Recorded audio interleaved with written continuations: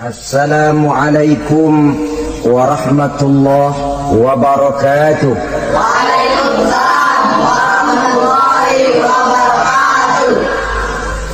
Bagi kita umat Islam, contoh ideal, figur sentral yang sepatutnya jadi idola tidak lain adalah junjungan kita Nabi besar Muhammad sallallahu alaihi wasallam.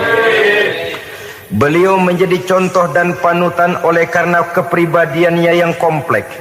Sejak dari seorang pemimpin negara yang adil sampai kepada seorang jenderal yang gagah berani di medan perang, sampai kepada seorang diplomat yang ulung, pedagang yang jujur, suami yang bertanggung jawab, ayah yang penuh kasih sayang dengan anak-anaknya, dan di dalam keseluruhannya beliau merupakan uswatun hasanah.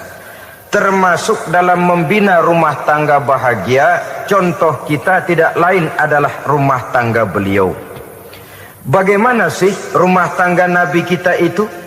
Beliau berkata dalam dua kalimat yang singkat tapi punya pengertian yang sangat luas dan dalam tentang rumah tangganya.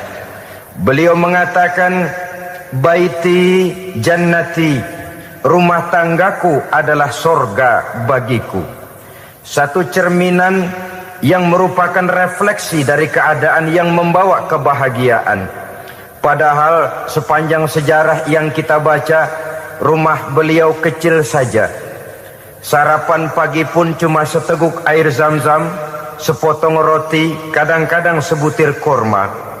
Tidurnya di atas kain kasar yang separuh jadi selimut, separuh jadi alas tidur.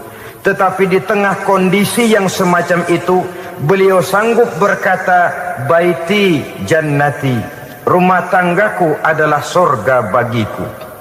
Kenapa kita yang hidup di zaman sekarang, di mana fasilitas sesungguhnya serba lebih menunjang untuk berkata semacam itu, malah kita berkata sebaliknya, baiti nari, rumahku adalah laksana neraka bagiku. Padahal kalau dilihat, rumahnya pun kadang-kadang bertingkat, kendaraan serba berkilat, uang banyak berlipat-lipat, istri pun tak kurang cantik memikat, kadang-kadang jumlahnya 4. Tapi tiap hari kiamat tidak ada ketenangan dan ketentraman di rumah tangga. Saudara hadirin kaum muslimin rahimakumullah, mengapa Rasul sampai mengatakan baiti jannati, rumahku adalah laksana surga bagiku? Inilah pokok pembicaraan kita pada pertemuan kali ini. Sebagaimana yang kita maklum bahwa nikah dalam pandangan Islam bukan hanya sekedar untuk memenuhi kebutuhan biologis manusiawi, tidak hanya sekedar untuk memperkembangbiakkan keturunan, dan juga tidak pula untuk memperturutkan hawa nafsu. Lebih daripada sekedar itu, nikah dalam pandangan Islam merupakan ibadah. Oleh karena ibadah, maka seluruh tujuan ibadah, apakah dia bernama solat, apakah dia bernama puasa, zakat, sodako, haji dan lain sebagainya, seluruh daripada tujuan ibadah, target utamanya adalah mardhatillah atau keridhaan daripada Allah Subhanahu wa taala. Kalau nikah itu ibadah, maka sesungguhnya tujuan utama dari pelaksanaan suatu pernikahan tidak lain hanya untuk mencari keridhaan dari Allah Subhanahu wa taala. Bukankah kalau kita tanya tiap orang yang melakukan nikah, kenapa sih kamu nikah dengan dia? Jawabannya bisa macam-macam. Yang umum, karena saya cinta dia. Ada yang berkata, karena saya ingin mendapat ketenangan hidup. Ada yang bilang, karena saya ingin hidup teratur. Ada yang mengakui, karena saya ingin dapat keturunan dan lain sebagainya. Tetapi sesungguhnya menurut ajaran agama, kalau nikah merupakan ibadah, jawaban intinya ialah saya melakukan nikah untuk mencari keridhaan dari Allah Subhanahu wa taala. Ini konsekuensinya kalau nikah merupakan bagian daripada ibadah. Rumah tangga yang didirikan atas dasar mencari keridhaan Allah maka akan diwarnai oleh nilai-nilai luhur daripada ajaran agama. Tanpa harta orang memang sulit untuk bahagia, tapi harta bukan jaminan orang lalu akan bahagia. Harta pada suatu saat akan berakhir, kecantikan akan berkurang, pangkat dan jabatan akan sampai kepada batasnya. Tetapi agama, keyakinan, nilai-nilai iman, itulah pegangan kita yang kekal dan abadi. Sebab itu dalam surah Ar-Rum ayat ke-21 Allah Subhanahu wa taala menjelaskan, "Wa min ayatihi an khalaqalakum min anfusikum azwajan litaskunu ilaiha wa ja'ala bainakum mawaddatan wa rahmah." Dan di antara tanda-tanda kebesaran Allah, dijadikannya bagimu istri-istrimu dari diri kamu sendiri, litaskunu ilaiha, agar kamu bisa hidup tenang bersamanya, wa ja'ala bainakum mawaddata wa rahmah, dan dijadikannya di antara kamu rasa cinta dan kasih sayang. Umumnya pernikahan terjadi karena mawaddatan wa rahmah ini, cinta dan kasih sayang. Atas dua dasar itulah rumah tangga didirikan orang. Atas dasar itulah seorang laki-laki dan seorang perempuan memadu janji untuk membagi suka dan duka dalam hidup ini secara bersama-sama. Namun kalau kita renungi ayat ini, Allah tidak hanya menjadikan cinta, tapi Allah juga menjadikan kasih sayang. Apa bedanya cinta dan kasih sayang? Apa bedanya mawaddatan warahmah ini? Saudara, mawaddah yang artinya cinta, itu sasarannya biasanya adalah jasmani, kecenderungan biologis. Itu akan berakhir. Orang yang mendirikan rumah tangga cuma karena kecenderungan biologis, cuma karena rasa cinta semata-mata, cinta biasanya terkait kepada keindahan. Betul apa benar? Biasanya orang mudah jatuh cinta kepada sesuatu yang punya nilai keindahan. Makanya anak muda jarang yang jatuh cinta sama nenek-nenek. Cinta selalu memandang segi keindahannya. Ini yang namanya mawaddah. Allah tidak mengingkari itu, silakan. Bahwa manusia secara naluri senang kepada serba keindahan, wajar-wajar saja. Tetapi tidak cuma mawaddah, Allah juga menciptakan rahmah, kasih sayang. Mawaddah mungkin ada akhirnya, tapi rahmah tidak akan pernah ada akhirnya. Kalau mawaddah adalah berkecenderungan kepada biologis, jasmaniah, maka rahmah kecenderungan kepada nilai-nilai rohani, kepribadian, kejiwaan, dan lain sebagainya. Dikala pernikahan di bawah umur 40 tahun, mungkin masih banyak mawaddahnya, rasa cintanya. Tapi 40 bahkan 50 tahun ke atas, rasanya orang berumah tangga kalau sudah 50 tahun ke atas itu lebih banyak kasih sayangnya ketimbang cinta-cintaannya. Kalau satu rumah tangga hanya didirikan atas dasar mawaddah saja, atas dasar cinta saja, padahal cinta itu terpaut kepada hal-hal keindahan, keindahan satu saat akan menurun. Ya tentu sebagaimana yang kita maklum bersama-sama, belum punya anak memang cantik. Sudah punya anak, kecantikan mulai menurun. Punya anak 2, kulit mulai mengkerut. Punya anak 3, onderdil mulai dol. Punya anak 4, apalagi tidak pandai merawat diri, persis dompet tanggung bulan.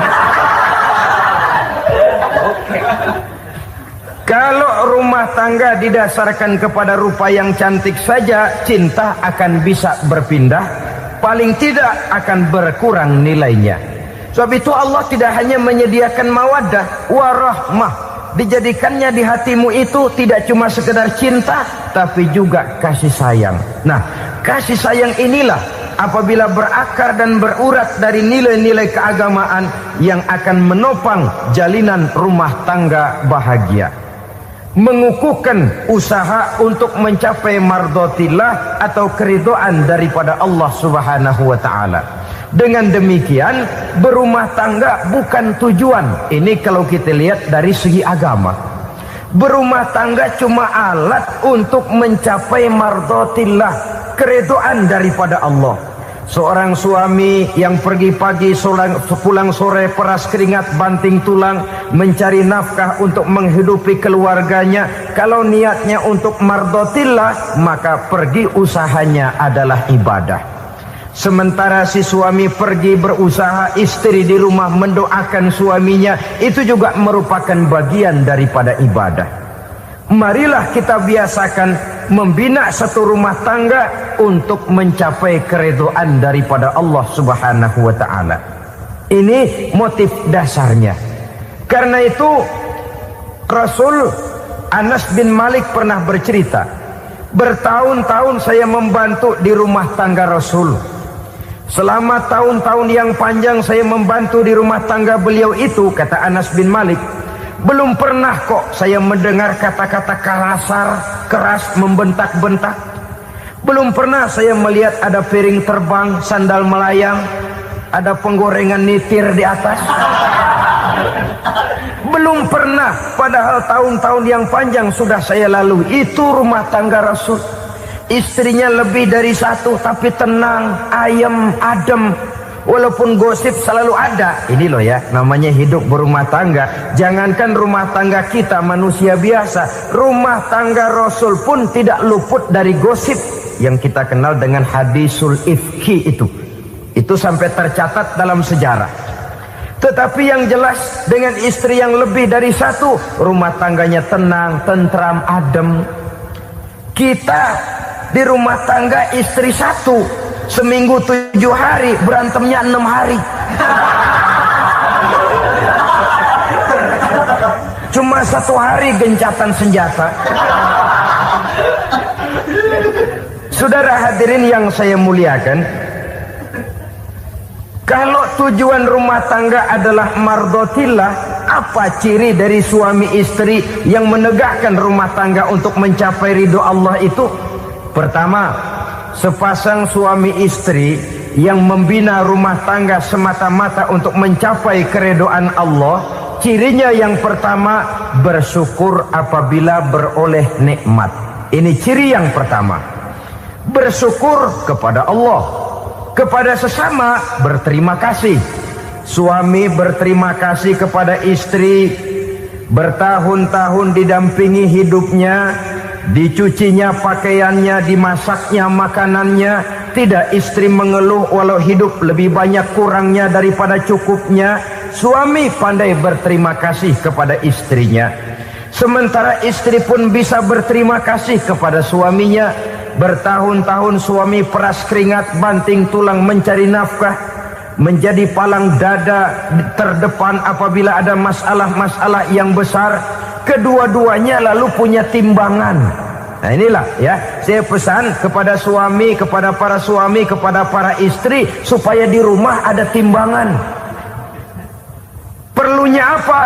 Kalau pada satu saat istri kita salah, suami cepat-cepat ambil timbangan, lalu ditimbang mana yang lebih berat, salahnya atau dosanya, benarnya atau kesalahannya. Ini istri saya jasanya begini, begini, begini, lalu jasanya begini, begini, salahnya ini, mana yang lebih besar, jasanya atau salahnya? Dengan adanya timbangan, maka keputusan akan objektif. Tapi kalau timbangannya emosi, salah sedikit saja sudah main bentak, main usir, akhirnya keputusan akan mendatangkan kerugian. Sebaliknya, kalau suami yang salah, istri ambil timbangan, ditimbang mana lebih besar, jasanya atau salahnya. Jangan sampai nanti terjadi pepatah, panas setahun habis dihapus oleh hujan 1 hari. Jasa istri yang puluhan tahun hapus oleh kesalahannya yang sedikit, atau jasa suami yang bertahun-tahun hapus oleh kesalahannya yang sebenarnya tidak seberapa. Akibat apa itu terjadi? Karena tidak adanya timbangan. Dari rasa bersyukur dan dari rasa berterima kasih ini, saudara-saudara, akan timbullah sifat saling menghargai. Suami menghargai istri, istri pun menghargai suami. Istiqomah, dikasih uang 5.000 senyum, dikasih uang 500 senyum. Itu namanya istri yang pandai bersyukur. Kalau tidak 5.000 nyengir, 500 manyun. Tahu manyun? Kayak bemo nyari setoran, monyong saja. Ada sikap istiqomah di dalam membina kehidupan berumah tangga ini. Lalu mengerti posisi suami, ini termasuk tanda berterima kasih. Suami saya itu kerjanya apa, golongannya apa, gajinya sebulan berapa. Atas dasar itu lalu istri menjadi istri yang tahu diri. Walaupun suami harus menyenangkan istri, istri pun hendaknya nimbang, tahu batas kemampuan suami. Kemauan mungkin tidak terbatas, tapi kemampuan sangat terbatas. Kalau suami pegawai kecil, ya mintalah yang kecil-kecil. Kalau suami pegawai rendah, mintalah yang sesuai dengan kemampuannya. Jangan suami gajinya cuma 50.000 sebulan, istri menuntut minta dibeliin gelang yang kayak pelek becak. Tentu sudah overacting namanya. Saudara hadirin yang saya muliakan, kunci awalnya bersyukur kepada Allah. Kalau sudah bisa berterima kasih kepada manusia, hati ini akan mudah bersyukur kepada Allah. Rumah tangga yang pandai bersyukur, berapapun kecilnya nikmat, bukan kecilnya yang dia lihat, tapi karunia Allah yang dinilai. Sehingga dari rasa berterima kasih kepada manusia akan timbullah rasa syukur kehadirat Allah Subhanahu wa ta'ala. Itu yang sering diistilahkan orang, kalau dia punya mobil, dia berkata alhamdulillah kita punya mobil, tetangga kita cuman punya motor. Kalau dia punya motor, syukur kita punya motor, tetangga kita cuman punya sepeda, kemana-mana kekejek melulu.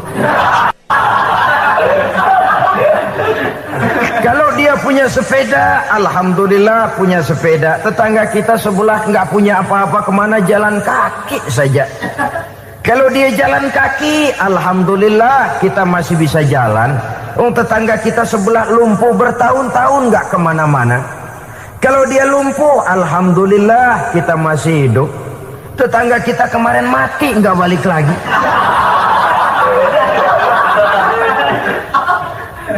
Lalu akan timbul rasa syukur. Tapi kalau sudah lumpuh ngelihat yang bisa jalan ngelihat yang menaik sepeda, yang punya sepeda lihat yang punya motor lihat yang punya mobil lihat yang punya pesawat. Kapanlah kita ini pandai bersyukur? Sebab kesenangan seperti pelangi, tidak pernah di atas kepala kita, selalu kelihatannya di atas kepala orang lain. Sehingga kalau ngobrol orang sering bilang, lu sih enak lo gue lihat, gue kebelangsak amat nih ya. Setiap orang ngomong kepada kita begitu nadanya. Kita yang dilihat enak, sementara kita melihat orang lain enak. Tukang tahu melihat tukang tempe enak, tukang tempe melihat tukang tuak enak, tukang tuak bilang tukang sirsak enak. Enak itu seperti pelangi. Namun kalau kita mau merenungi, tidak pernah Allah berhenti memberikan nikmat kepada kita. Sejak kita bangun tidur sampai kita tidur kembali, bahkan tidur itu sendiri, seluruhnya tidak pernah putus dari nikmat Allah. Bahagia ada di gubuk reot, bahagia ada di rumah mewah, bahagia ada di hati kopral, bahagia ada di hati jenderal, di gunung dan di kota, di hutan belantara dan di desa, di keheningan malam atau di keramaian siang. Kalau kita mau mencari, bahagia selalu ada. Tapi hati yang tidak pandai bersyukur, bagaimanapun banyak kebahagiaan yang meliputi hidupnya, dia tidak akan pernah pandai mensyukurinya. Maka berterima kasihlah kepada istri, berterima kasihlah kepada suami, bersyukurlah kehadirat Allah Subhanahu wa ta'ala. Saya sering mengatakan, sebaliknya seorang suami bagaimanapun kondisi istrinya, kalau itu memang jodohnya, beranilah berkata, istriku adalah Romeoku. Istriku adalah Julietku. atau istriku adalah Sri Kandiku. Biarin pengkor ya pengkor, nggak ada urusan. Mensyukuri. Kalau tidak mensyukuri, yang timbul lalu sesalan. Kalau sudah sesalan, mudah umpat mengumpat, caci mencaci dalam rumah tangga, lalu terjadilah kegaduhan. Ketenangan sulit kalau sudah tidak ada unsur saling menghargai itu. Lebih celaka lagi kalau sudah mengarah kepada penyesalan. Kata istrinya, bang, gue nyesel kawin sama lu. Suami digituin bikin gede kepalanya. Kalau lu nyesel apalagi gua, makin nyesel. Iya, coba pikir bertahun-tahun kita berumah tangga, memangnya abang bisa beliin apa sama saya? Itu juga gerobok kalau nggak ngeridit, bang. Kalau nggak ngeridit, memangnya kamu bayar kreditan pakai daun pisang? Saudara hadirin yang saya hormati, ini saya tekankan kepada ibu-ibu karena penyakit perempuan umumnya. Pernah Rasul itu pulang Isra Mi'raj cerita, saya pulang Isra Mi'raj diperlihatkan neraka. Neraka ya Rasul? Lalu bagaimana? Saya lihat kok isinya kebanyakan perempuan. Perempuan. Laki juga tidak sedikit. Cuma kebanyakan kok perempuan. Apa perempuan tidak sholat ya Rasul? Sholat. Tidak puasa? Puasa. Tidak ngaji? Rajinan dia sama suaminya. Tapi kenapa lebih banyak di sana? Rasul berkata, hunna yakfurnal ashir. Penyakit umum dari perempuan tidak pandai berterima kasih kepada suaminya. Ini rupanya penyakit umum dari tahun atu. Saudara hadirin yang saya muliakan, jadi rumah tangga yang didirikan atas dasar mencapai ridho Allah, maka kelihatan dari pasangan suami istri menjadi orang yang pandai bersyukur terhadap nikmat. Bukankah dalam surah Ibrahim ayat 7 Allah berjanji, la in syakartum la azidannakum wa la in kafartum inna azabi lasyadid. Kalau kamu pandai bersyukur, aku tambah nikmatku. Kalau kamu ingkar, tidak mau bersyukur, azabku itu hebat dan pedih.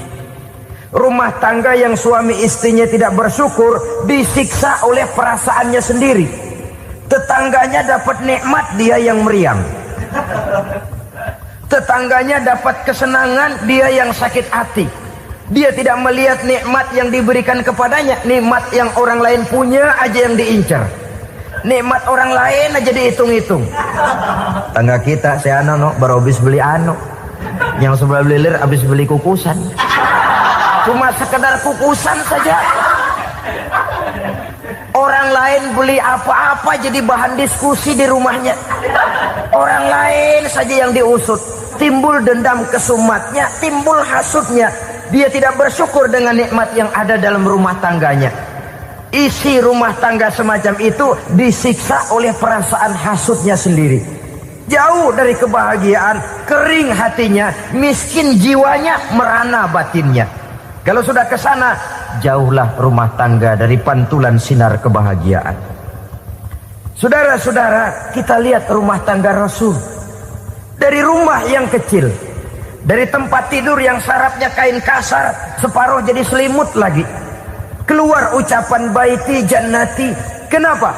Beliau orang yang pandai bersyukur kepada Allah, bisa berterima kasih kepada istri-istrinya, dan istrinya pun pandai berterima kasih kepada Rasul dan bersyukur kehadirat Allah Subhanahu wa ta'ala.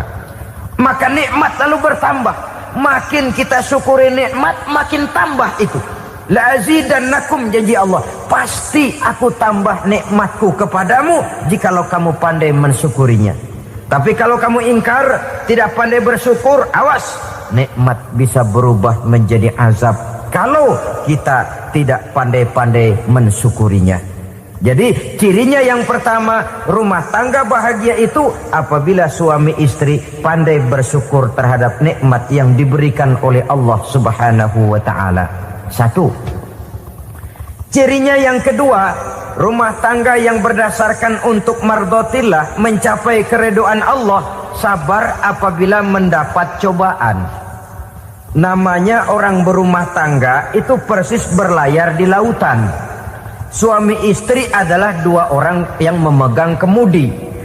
Kalau berlayar ombak tenang, angin bertiup sepoi-sepoi basah, lalu bila malam datang bulan bersinar, bintang gemintang gemerlapan, berlayar memang nikmat. Tapi satu saat angin puting beliung bertiup, gelombang menggunung, halilintar menyambar, kemudian petir berkilat. Kalau pada saat itu suami mau ngalor, istri mau ngidul, alamat perahu patah di tengah jalan, kandas di lautan sebelum sampai ke pantai yang akan ditujunya. Oleh karenanya perlu kekompakan. Maka sejak awal seharusnya dalam akan membina rumah tangga yang bahagia, itu lebih baik bicara yang pahit-pahit saja, supaya terjadi kesamaan langkah apabila menghadapi kesulitan dan cobaan, sabar apabila mendapat cobaan. Rumah tangga seperti kapal di lautan tadi tidak akan sunyi dari hantaman gelombang, tidak akan sepi dari tiupan angin topan, dari kilatan petir, dari sambaran halilintar. Baik suami, baik istri harus sabar menghadapi kesulitan. Kadang kesulitan dari segi ekonomi, kadang kesulitan dari segi mengarahkan dan mendidik anak-anak, kadang kesulitan karena banyak orang yang hasut dengan kita, kadang kesulitan berbagai macam lah yang menyebabkan kesulitan. Rumah tangga yang bertujuan mencapai ridho Allah sabar menghadapi segala macam kesulitan. Saudara-saudara kaum muslimin rahimakumullah, kesulitan adalah bagian daripada perjalanan hidup. Siapa orangnya yang tidak pernah menemukan kesulitan dalam kehidupan? Rasanya hampir tidak ada. Dan memang kesulitan bukan untuk ditakuti. Kesulitan justru untuk diatasi, dicarikan jalan keluarnya. Begitulah suami istri yang bertujuan mencari ridho Allah. Manakala suami berada dalam kesulitan, istri mencarikan jalan keluar atau berusaha memberikan jalan keluar. Sebaliknya, manakala istri dalam kesulitan, suami bisa mencarikan jalan keluarnya, sabar dalam menghadapi segala macam kesulitan. Dalam surah Luqman ayat 17, Allah Subhanahu wa taala berfirman, "Wasbir 'ala ma asabak, inna dzalika min azmil umur." Dan bersabarlah terhadap apapun yang menimpa kamu. Bersabarlah terhadap segala kesulitan yang kamu hadapi, karena sesungguhnya yang demikian itu merupakan sebagian dari perkara-perkara yang telah ditetapkan oleh Allah Subhanahu wa taala. Saudara-saudara kaum muslimin yang berbahagia, kunci sabar sesungguhnya terletak pada keyakinan bahwa segala sesuatu berasal dari Allah dan segalanya akan kembali kepada Allah Subhanahu wa taala. Rumah tangga yang sabar di dalam menghadapi kesulitan-kesulitan biasanya akan lebih mudah mencari jalan keluar. Tapi kalau sedikit kesulitan datang, kita tertimpa oleh kepanikan, oleh kegelisahan, dan oleh ketakutan yang tidak beralasan, maka kesulitan itu bukan saja tidak dapat diatasi, malah rasanya akan menjadi semakin besar di dalam kehidupan kita. Tidak ada rumah tangga yang tidak pernah berhadapan dengan kesulitan, bagaimanapun besarnya rumah tangga itu. Itulah sebabnya kita memerlukan orang lain. Hidup berumah tangga itu seperti orang punya mata. Kalau mata kita kelilipan, kalau mata orang lain kelilipan, gampang kita tiup. Tapi kalau mata kita sendiri yang kena kelilipan, tentu kita memerlukan orang lain untuk meniupnya.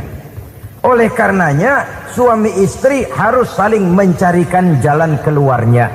Walaupun kerjanya berbeda, suaminya pergi mencari nafkah, istrinya berdoa di rumah. Kalau perlu melakukan sholat duha, mendoakan agar usaha suaminya dimudahkan, dan begitu selanjutnya.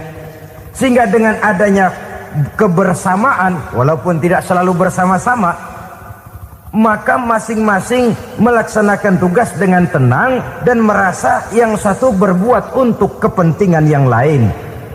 Inilah cirinya yang kedua, sabar bila mendapat dan berhadapan dengan segala macam kesulitan. Kadang orang mendapat kesulitan itu berkeluh kesah. Bukan berkeluh kesah tapi mencari jalan keluar dan mengambil hikmah yang ada di dalamnya apa. Karena bukan kemudahan, kesulitan yang membuat orang dewasa. Bukan kemudahan, tapi kesulitan yang membuat orang berpikir, dinamis, kreatif. Kalau seluruh jalan yang kita tempuh mudah saja, gampang saja, rasanya monoton kita ini. Kehilangan dinamika dalam perjuangan. Kesulitan yang membuat orang matang, kesulitan yang menempa kepribadian untuk lebih dewasa menghadapi bahtera kehidupan, membuat pandangan makin arif, wawasan makin luas, dan analisa semakin tajam. Sama saja dalam hidup. Sesungguhnya pujian sering menjadi racun, dan caci maki kalau kita tanggapi secara positif sering membuat kita makin dewasa.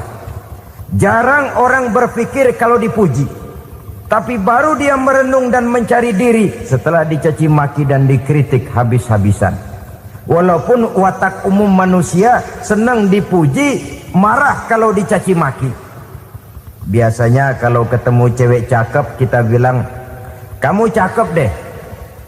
Dia paling bilang, ah abang bisa aja. Walaupun dia bilang, ah abang bisa aja, hidungnya mah tetap mekar. Seneng kalau dipuji, itu kecenderungan manusia. Marah kalau dicaci maki, marah kalau dikritik. Tapi sesungguhnya pujian sering jadi racun, caci maki sering jadi obat. Orang takut minum obat karena pahitnya, padahal efeknya itu akan lebih memberikan kesehatan kepadanya. Orang takut menghadapi kritik, orang takut dan tidak ingin dicaci maki, padahal itulah yang sesungguhnya menjadi cambuk kalau tidak dia salah tanggap, menjadi sugesti yang mendorong dia lebih maju lagi. Karena memang bukan pujian, tapi caci maki dan kritik yang membuat kita makin berpikir tajam. Jadi rumah tangga yang berhadapan dengan kesulitan demi kesulitan, biasanya kalau ditanggapi dengan sabar akan makin mengokohkan fondasi rumah tangga itu sendiri. Tapi kalau kesulitan dihadapi dengan tidak sabar, lalu mencari jalan pintas, kesulitan ekonomi, kebetulan istrinya cakep, istrinya disuruh ngojek. Dah lo ngojek aja deh, gua nungguin setoran dah. Suami tapak di rumah. Saudara hadirin yang saya muliakan, buat sepintas memang mendatangkan materi itu, mengatasi kesulitan ekonomi. Tapi apakah bahagia? Walaupun rumah bisa jadi besar, perabotan bisa serba lebih lengkap dan ada, tapi apakah semuanya mendatangkan bahagia? Sementara suami kehilangan rasa cemburunya, dan dalam agama itu disebut dayus. Dayus, suami yang tidak punya rasa cemburu kepada istrinya. Dan orang dayus kayak begitu haram mendapat bau sorga. Bau sorga saja tidak dapat, apalagi masuk ke dalamnya. Ya tapi juga jangan lantas mentang-mentang harus cemburu sama istri, overacting. Suaminya nawar sayuran, laki pulang ngomel, lu pacaran ya sama tukang sayur. Itu juga over, saudara-saudara. Kesulitan ekonomi diatasi dengan sabar. Sabar dalam arti berusaha dengan tidak mengambil jalan pintas, berusaha tetap berada di jalan yang diridhoi oleh Allah. Ini yang jadi problema ini rumah tangga sekarang ini, kesulitan ekonomi, di mana lapangan kerja sulit, di mana persaingan hidup tajam, sedangkan kita hidup ingin seperti orang lain. Kita mudah gelap mata, mudah picik pandangan, mudah sulit pertimbangan, lalu mengambil jalan pintas. Kadang menjual akidah, menjual keimanan. Kebetulan pendaringan kering, ada yang nawarin beras 3 liter sama supermi 2 bungkus. Hari Minggu diajak ke gereja mau. Itu iman kena beras 3 liter telap. Kesulitan ekonomi, saudara-saudara. Sehingga Imam Ali pernah berkata, kadal fakru ayyakuna kufron. Kemiskinan memang mudah membawa orang kepada kekafiran, kepada perbuatan-perbuatan yang bisa mengundang kekafiran. Oleh karena itu dalam tamsil lain beliau berkata, kalau ada ular dan ada kemiskinan, kemiskinan yang saya getok lebih dulu, kemiskinan yang saya bunuh lebih dahulu, karena kemiskinan mudah membawa orang kepada kekufuran. Bagaimanapun sulitnya ekonomi yang dihadapi dalam rumah tangga, percayalah satu saat jalan keluarnya mesti ada. Mesti ada. Jangan sampai mengambil jalan pintas yang membuat kita keluar dari jalan yang ditinjau dari segi kemasyarakatan pun mendatangkan aib, ditinjau dari kehormatan berkeluarga pun mendatangkan nista, ditinjau dari segi ekonomi pun barangkali tidak akan mendatangkan kelimpahan materi. Jalan pintas pada umumnya saudara-saudara hanya memberikan kenikmatan yang sekejap. Dan apalah itu artinya kalau harus mengorbankan kesenangan yang abadi dan kekal.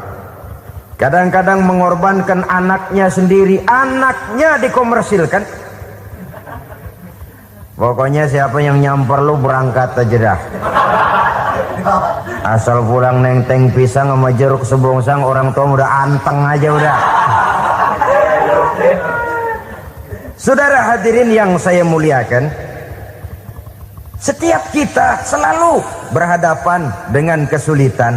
Karena itu rumah tangga yang bertujuan mencapai mardhatillah, mereka sabar dalam menghadapi kesulitan. Tidak ada beras, puasa saja, puasa sunnah. Puasa sunnah, lapar tapi ada pahalanya. Daripada tidak puasa lalu ngegerundel, brengsek Tuhan. Gue sembahyang melulu, lapar juga. Sudah lapar, tidak berpahala. Bukankah Rasulullah sendiri kalau pulang ke rumah Aisyah lalu berkata, ya Humairah, ada makanan hari ini? Ada makanan yang? Enggak ada bang. Alhamdulillah, kalau begitu saya puasa. Pulang dari mana-mana, perut lapar, mau makan tidak ada makanan. Bukan marah, bukan ngamuk, puasa. Maka boleh puasa sunnah, niatnya udah siang, jam 10, jam 11, asal dari pagi belum makan apa-apa. Niatnya jam 10, sah, dengan catatan dari pagi belum makan apa-apa. Jangan sudah sepiring setengah baru niat, itu lain. Itu ngojek namanya itu. Pengertian dalam kesulitan. Satu malam beliau pulang dari masjid agak larut. Habis ngajar banyak yang bertanya, ketuk pintu, Assalamualaikum, Assalamualaikum. 3 kali beliau memberi salam, tidak ada jawaban, tidak dibukakan pintu. Rupanya istri beliau lelah bekerja di waktu siang, tidurnya pules benar. Marahkah Rasul? Tidak, beliau gelar sorban, tidur di depan pintu. Asraful anbiya wal mursalin ini, Rasul termulia ini, karena menghargai istrinya, tidur di depan pintu. Sampai Aisyah bangun sepertiga malam, terkejut buka pintu, suaminya ada di depan pintu. Beliau bangunkan. Ketika dibangunkan, Rasul lebih dulu berkata, maaf sayang, saya pulang terlambat. Sudah nggak dibukain pintu, tidur di depan, dibangunin, beliau duluan yang minta maaf. Pengertian. Kalau emosi, memang nggak dibukain pintu, tidur di depan. Begitu dibukain, yang enak kita tunjuk jidatnya.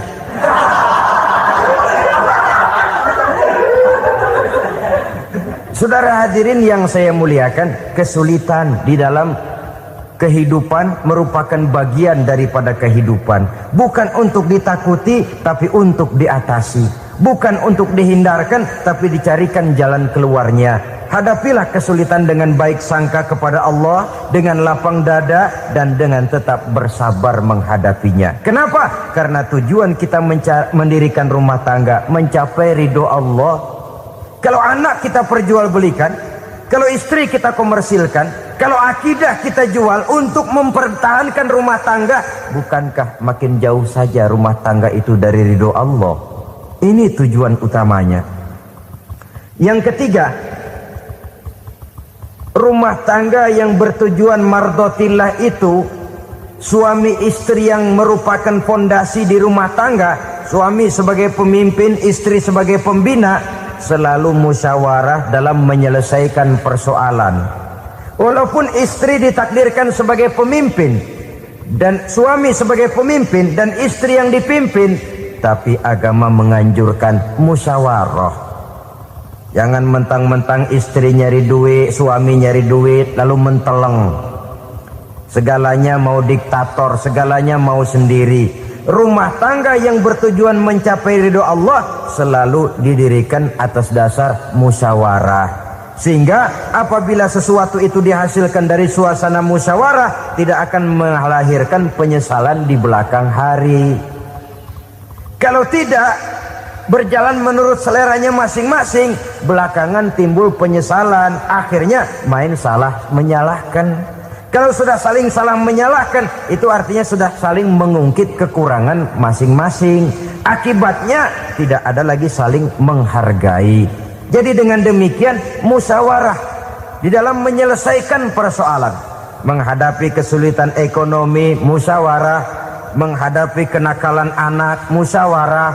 Akan membeli ini dan itu, sebaiknya juga musyawarah.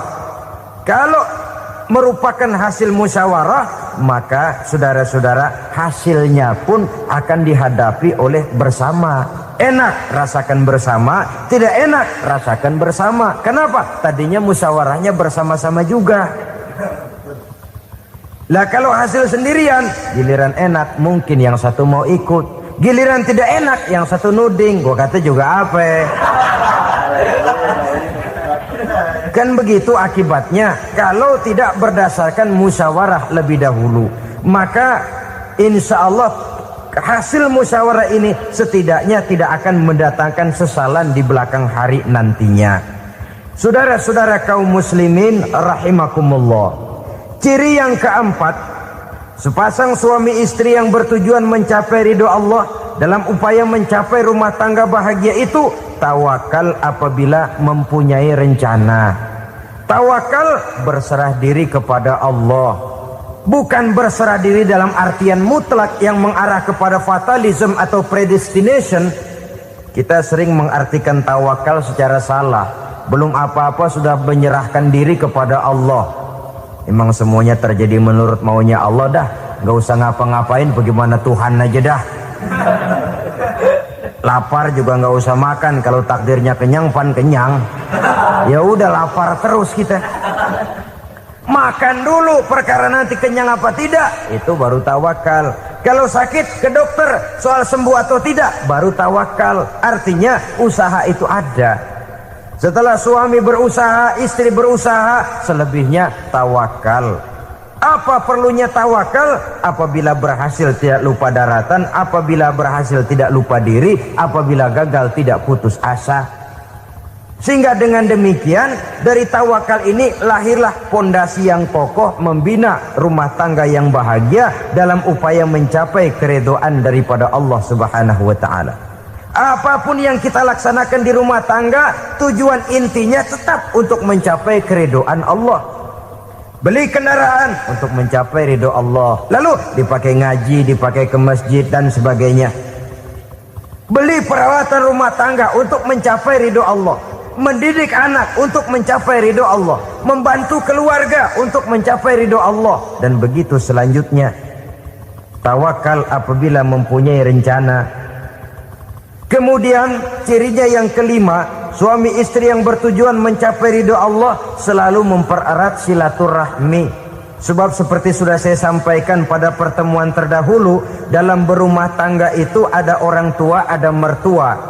Itu cuma perbedaan istilah, tapi hakikatnya adalah sama. Jangan karena perbedaan istilah lalu menyebabkan kita berbeda sikap. Kalau sudah berbeda sikap, tentu akan melahirkan perasaan yang tidak simpatik. Sebaiknya suami istri kalau sudah berumah tangga, jadikanlah orang tua tempat cerita yang enak saja. Yang tidak enak telan berdua, yang pahit rasakan berdua, kesusahan dan kesulitan atasi berdua. Giliran enak ngomong sama orang tua, giliran senang cerita sama mertua. Sekarang kan kita balik, kalau lagi senang duitnya banyak, anteng di rumah, kalem aja. Tapi lalu waktu susah, waktu susah, cerita kepada orang tuanya, cerita kepada mertuanya. Lalu kapan kita mau menyenangkan orang tua? Sudahlah, mereka susah mendidik kita di waktu kecil, membesarkan kita, melakukan segala macam pengorbanan. Demi setelah kita berumah tangga, kesulitan rumah tangga kita tumpahkan juga kepada mereka. Pererat silaturahmi dan usahakan agar seluruh keluarga hanya menjadi tempat kita cerita yang enak-enak saja. Istilah sehari-harinya, kalau di rumah kita makan sama sayur bayam, keluar rumah diem, malah seluitan. Tetangga tanya, lu makan kayaknya enak banget apa sih? Daging ayam.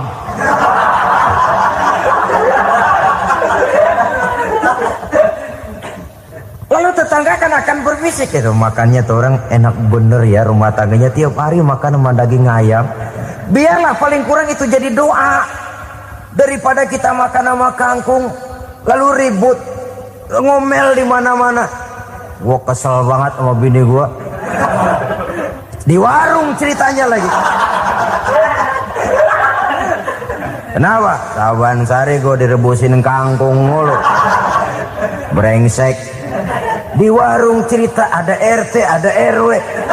Gara-gara makan sama kangkung se-RT tahu.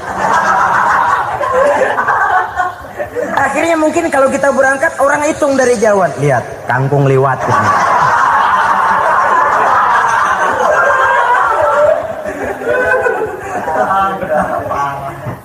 Bisa menjaga yang disebut security informasi, rahasia rumah tangga. Bahkan pernah saya berikan contoh karena ingin menghargai. Suami beliin kain batik buat istrinya. Istri tahu begitu sepintas, nih kain jelek nih. Tapi karena mau menyenangkan suaminya, dia bohong. Bagaimana bu, kain yang bapak beliin? Aduh, bagus bener pak. Bagus sekali itu kain. Warnanya pak emang yang model begitu tuh. Tetangga kita mana ada yang pakai kain begitu pak. Ya emang nggak ada, jelek. Menghargai. Sebab kalau waktu itu si istri jujur, yang timbul sakit hati suami. Bagaimana bu kain yang saya beliin? Goblok lo. Kain begitu dibeliin di pasar juga banyak, 1.400. Campur odol lagi. Sudahlah, suami punya niat baik, sampai rumah digoblok-goblokin, tidak ada lagi rasa saling menghargainya. Begitu pentingnya mempererat silaturahmi ini, sampai Nabi berpesan, isnani la yanzurullahu ilaihima yaumal qiyamah qati'ur rahim wa jarus su. Ada dua golongan manusia yang di akhirat nanti tidak akan dilihat oleh Allah, tidak akan diopeni oleh Allah, didiemin aja. Siapa mereka? Pertama, orang yang suka memutuskan silaturahmi. Yang kedua, tetangga yang jahat dengan tetangganya. Dua golongan manusia ini, pemutus silaturahmi, kemudian juga tetangga yang jahat dengan tetangganya, ini tidak akan dipandang oleh Allah di hari akhirat nanti. Jadi, pererat silaturahmi. Sebab kita ini zon politikan, makhluk yang bermasyarakat, yang tidak bisa hidup sendirian. Setiap kita memerlukan orang lain. Kita disebut kaya karena ada yang miskin. Kita disebut alim karena ada yang awam. Kita disebut berkuasa karena ada rakyat jelata. Tanpa rakyat tidak ada penguasa. Tanpa yang miskin tidak ada orang kaya. Kalau tidak ada yang jelek, siapa yang bilang cakep? Karena ngimbangi. Saudara hadirin, atas dasar ini mestinya kita selalu bersyukur dalam segala posisi.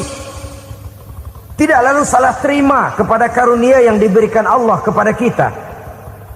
Saudara hadirin yang saya hormati, pererat silaturahmi, jadikan orang-orang tua kita tempat kita cerita yang enak-enak saja. Yang tidak enak, telan sendiri, usahakan sendiri, carikan jalan keluarnya sendiri. Setidaknya, ya diam sajalah. Kalau belum bisa membalas budi baik orang tua, setidaknya jangan menyakiti hati orang tua kita. Sudah lelah dan payah dia mengasuh kita, membesarkan kita, merawat kita. Demi setelah kita berumah tangga, seluruh kesulitan kita bawa lagi kepadanya. Karena itu buat para istri juga ini perhatian. Kalau dimarahi suami jangan cepat-cepat pulang ke rumah orang tuanya. Nggak boleh diomelin dikit main buntal aja. Gua pulang dah. Pulang.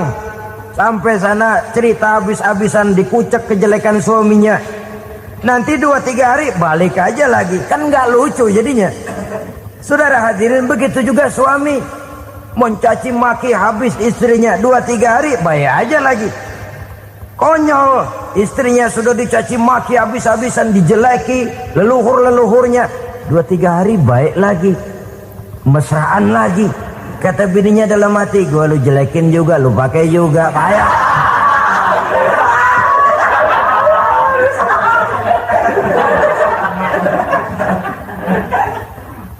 Saudara hadirin yang saya muliakan, itulah sebabnya pada awal tadi saya katakan perlunya kita mempunyai timbangan baik sebagai suami maupun sebagai istri. Nah, dari mempererat silaturahmi ini akan terjalin rasa kekeluargaan. Maka tradisi arisan keluarga itu bagus sesungguhnya untuk mempererat silaturahmi.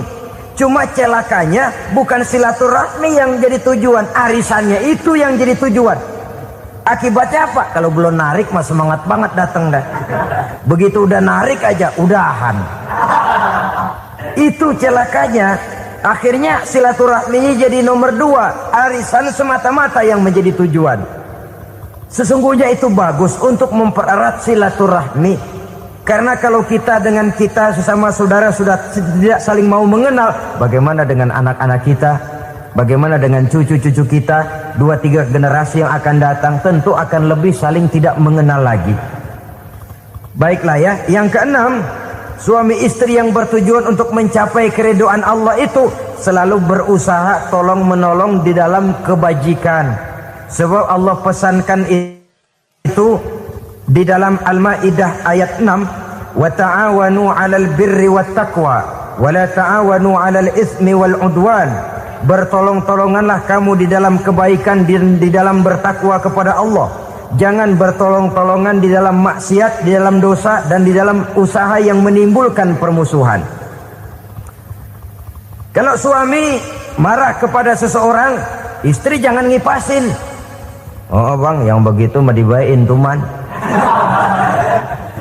Udah habisin aja dah. Anak-anaknya marahin sekalian. Ngipasin. Istri kesel sama tetangganya, suami ngipasin. Emang tuh tetangga kita, hahu. Habis orang dikipasin. Ta'awanu 'alal birri wat taqwa, bertolong-tolonganlah di dalam kebaikan. Istri malas ngaji, suami mendorong, memberikan sugesti. Suami malas berusaha, istri memberikan sugesti. Saling tolong menolong di dalam kebaikan dan takwa, dan jangan tolong menolong dalam dosa dan permusuhan. Kata suami, Bu, daripada kita melarat terus hidup, kita piara tuyul yuk. Kata istrinya, nah, ini sudah menyimpang bang. Bersabarlah, bagaimanapun insya Allah kita tidak akan mati kelaparan. Piara tuyul itu nanti jadi pindah akidah, merusak iman, berteman dengan setan. Apalah artinya kekayaan dan kesenangan sebentar kalau harus mengorbankan kekayaan dan kesenangan yang abadi. Ini sudah alal ismi wal udwan, sesuatu yang mengandung dosa. Saudara hadirin yang saya hormati, kemudian yang keenam, berbaik sangka. Baik suami maupun istri sama-sama saling berbaik sangka. Suami melepas istri, istri melepas suami dengan hati yang ikhlas. Suami meninggalkan istri di rumah dengan jiwa yang bersih dan rasa yang aman. Ada rasa baik sangka, dan ini modal dasar. Kalau sudah dilandasi oleh buruk sangka, tentu yang lahir nanti adalah perasaan-perasaan yang tidak baik. Akibatnya sangat tidak menguntungkan. Inilah beberapa ciri dari rumah tangga yang didirikan atas dasar mardhatillah, mencapai keridhaan dari Allah. Nanti akan menyusul tujuan berikutnya, diantaranya mendapat keturunan, Di antaranya lagi mendatangkan gairah untuk lebih berusaha mencari rezeki karena sudah merasa punya tanggung jawab berupa anak dan istri. Mempererat silaturahmi itu cuma tujuan-tujuan sekundernya saja. Tujuan primernya kita melakukan suatu nikah untuk mencapai keridhaan dari Allah Subhanahu wa taala. Silakan punya istri cantik, kaya, tapi tujuan utamanya kita membina rumah tangga untuk mencapai ridho dari Allah. Karena itu dasarnya mawaddatan warahmah. Jangan cuma cinta tapi juga kasih sayang. Cinta, kecenderungan kepada jasmani akan berakhir, tapi kasih sayang, kecenderungan kepada rohani, makin tua malah makin erat, makin tua malah makin mesra. Sehingga kadang kita menampak kakek-kakek dan nenek-nenek lagunya kayak pengantin baru. Apa cinta-cintaan? Tidak. Bagaimana kakek-kakek sama nenek-nenek harus bilang I love you? Yang masih ada itu waktu itu mawaddah, kasih dan sayang. Itu yang akan kekal, itu yang akan abadi. Tanpa materi orang sulit untuk bahagia, tapi materi semata bukan jaminan orang untuk bahagia. Nah, ciri yang terakhir dari rumah tangga yang bertujuan mencapai ridho Allah, sinar agama kelihatan di dalamnya.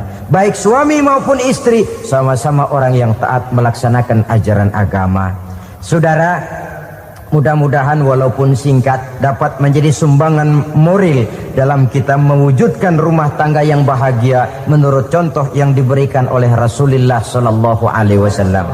Terima kasih atas perhatian saudara. Mohon maaf atas segala kekurangan. Usikum wa nafsi bitaqwallah. Wassalamualaikum warahmatullahi wabarakatuh.